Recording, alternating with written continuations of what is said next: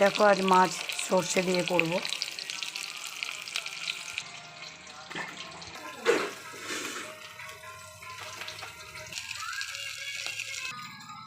দেখো আমার মাছ ভাজা হয়ে গেছে। এখানে দেখো সর্ষে বাটা, কাঁচা লঙ্কা দিয়ে বেটেছি, হলুদ লবণ সব মিক্সড করা।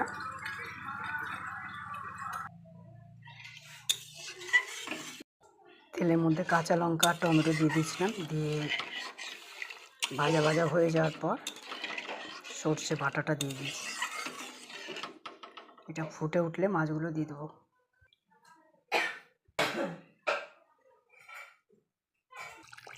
দেখো মাছগুলো দিয়ে দিয়েছি, ফুটে গেছে, এবার নামিয়ে দেবো।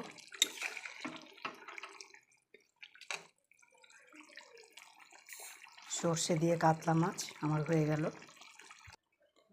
আমার কাতলা মাছ সর্ষে দিয়ে রেসিপিটা হয়ে গেল বন্ধুরা। এখানেই ব্লগটা শেষ করলাম। Bye bye.